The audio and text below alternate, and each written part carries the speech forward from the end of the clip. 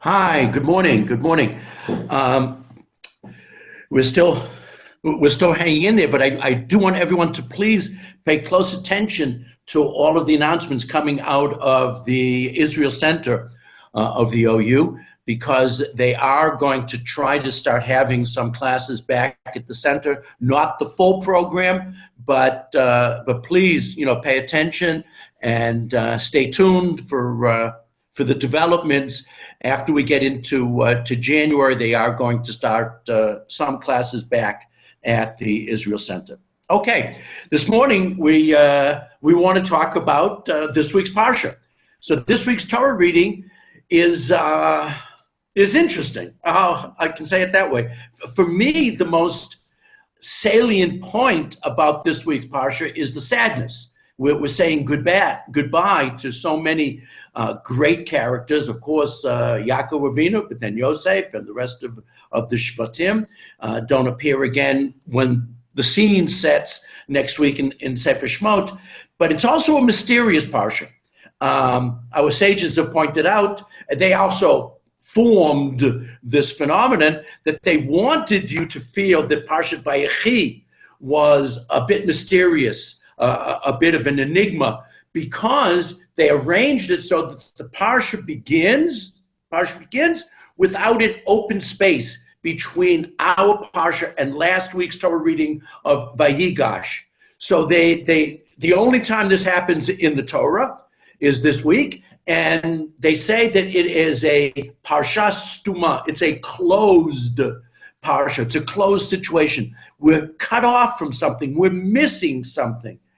And I feel strongly that the greatest mystery in this week's Torah reading is really in chapter 49, a chapter later than the beginning of the Parsha, when Yaakov Avinu invites the Shivtei Ka, his 12 sons, to come together.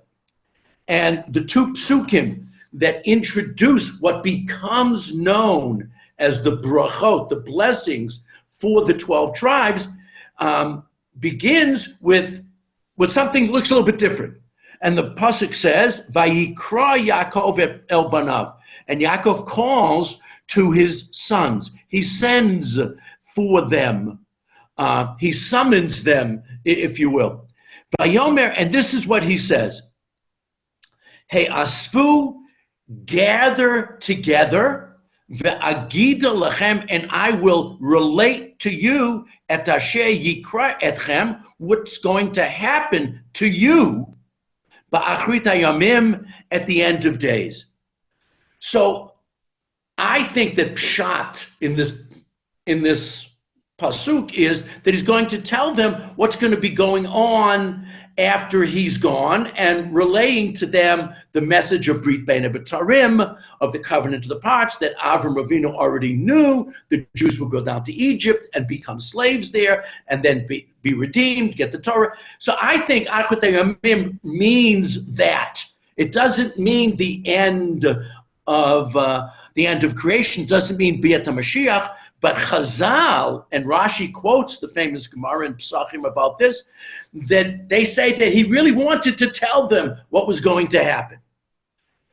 And then the Shekhinah, the divine presence, departed for him, and he no longer was able to relate to them this information. Okay, that's Rashi, famous position. I'm going to say something different in a minute, but we have to look at the next verse. The next verse sounds like it's repeating the first verse, but not quite. V'hikabtsu v'shim'u b'nei Israel.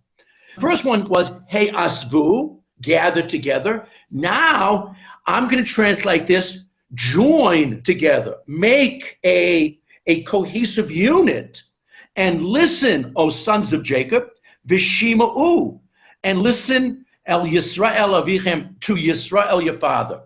The individual that gathers them together is the more physical side of the third of the patriarchs, and that is Yaakov. But the message is going to come from the more spiritual side of this patriarch, and that's Yisrael. But why does he change the language? And I think this is what motivates the Midrash and Rashi, that what happens is initially he is gathering together to tell them what to do. The next verse is, I'm gathering you together so that you will shima'u, listen and decide what to do. It's fascinating in Judaism, the term shema doesn't just mean listen. It means listen and then do something. I'm giving you information and then you have to carry it through. Shema Yisrael. Listen, O Israel, and I'm going to talk to you about things. V'haya im shemoah. And if you will heed, listen, pay attention, follow the mitzvot. Ekev tishma'un, since you have listened / followed all of the mitzvot. So the first half is very passive. I'm going to do it all. The second half, the second verse, is very active. It's up to you. So the Me'or V'Shemesh, a very famous Hasidic Rabbi who died in 1825, his name was Kalman Clonimus Halevi Epstein, he says that the difference between the two psukim is because he really did. Yaakov Avinu, Yisrael Saba, our great-great-grandfather, wanted to tell them what the future held because he first saw that the boys, his children, the Shvatim, were gathered together. He saw them and he said, oh, wow, it's time to turn the page. We've gotten rid of all of the arguments and all of the fighting that led to the sale of Yosef and led to Yehuda also going away from the family for many years to marry a Canaanite and to move away. But now I see you've all come back together. It's time to tell you what's going to be. And then Hashem says, no, you're right. They did come together, but they didn't come together to find out this secret information. They came together to get instructions from you. Shima'u, tell them to listen.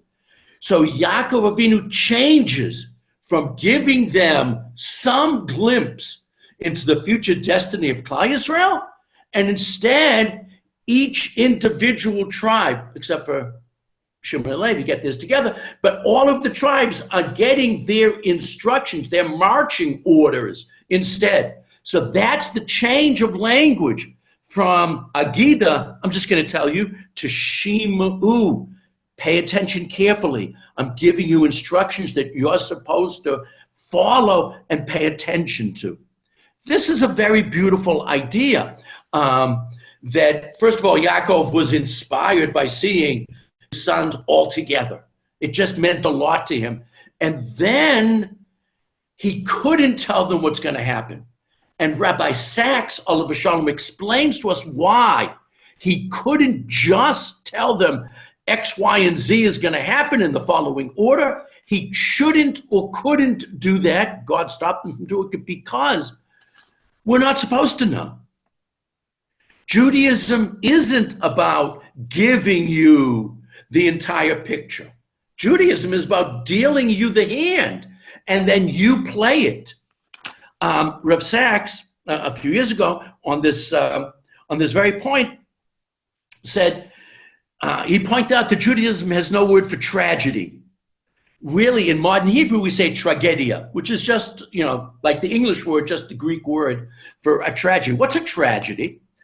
A tragedy is a drama with a sad outcome involving a hero destined to experience downfall or destruction through a character flaw or a conflict.